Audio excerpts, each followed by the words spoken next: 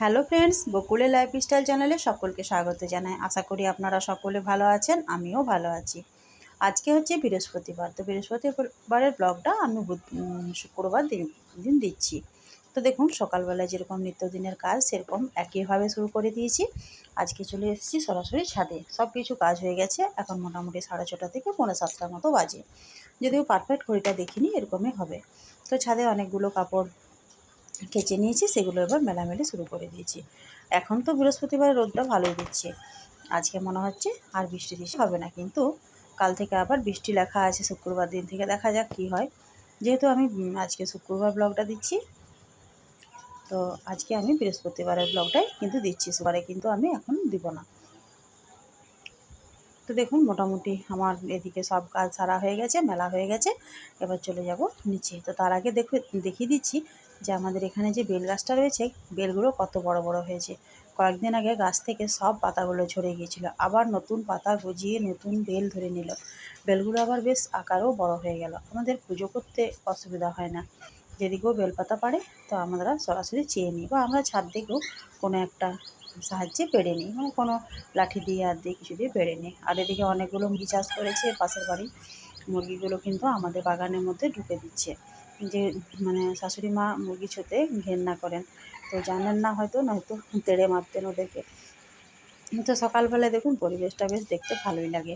তো মোটামুটি আমার এবার মেলা হয়ে গেছে, কাজ হয়ে গেছে, এবার যাচ্ছি নিচে করে নিজের রুমে আসবো।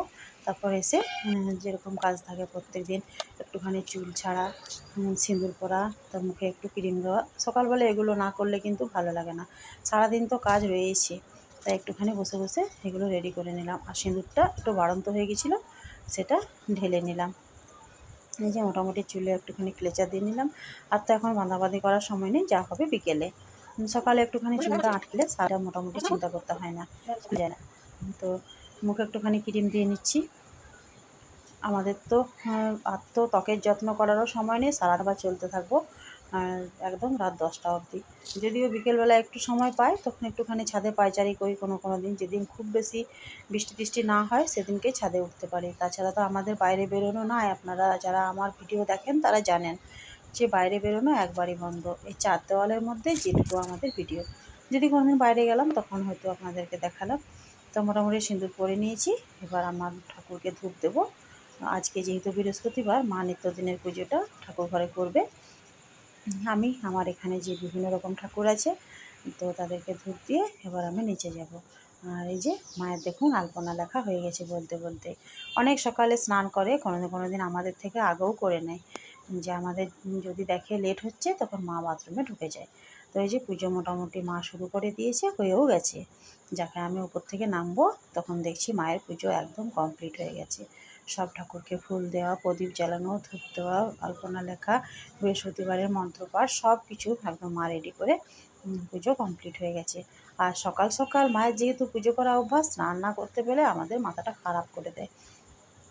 এটা একটা বিরাট কাজ। আর তাছাড়া উনি এ নিয়েই থাকেন, পুজো পাশা, কারো নিন্দা চুকুল কিছু করেন না। খুব ভালো আমার মা, শাশুড়ি মা।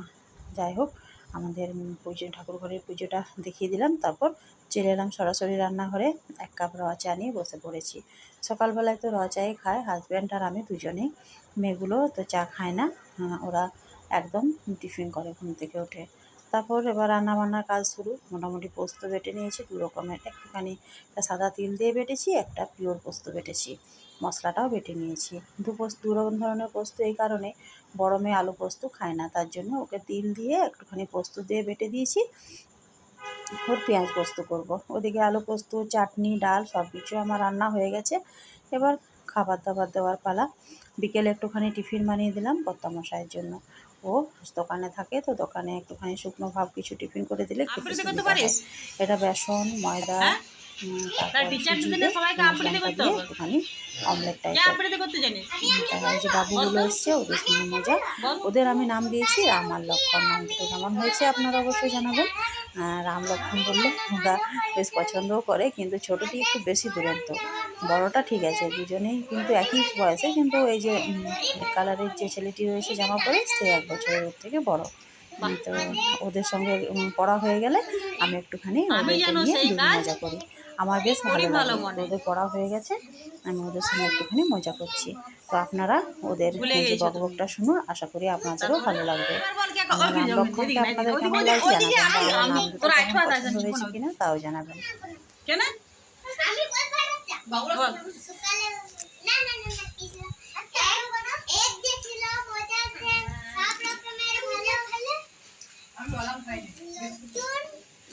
একদিকে ছিল মজার দেশ, সব রকমের ভালো।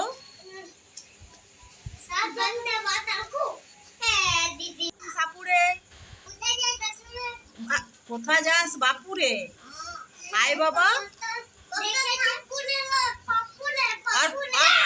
অর্পণ কিছু পড়ে না, বাবুরাম সাপুর অর্পণের নেই। আমি একটা জিনিস বলবো, আমার কাছে ছিল মজাতে সব রকমের ভালো। রাতে সাথে বেজে রোদ দিনে চাঁদের আলো। রাতে সেথা বেজায় রোদ, দিনে চাঁদের আলো।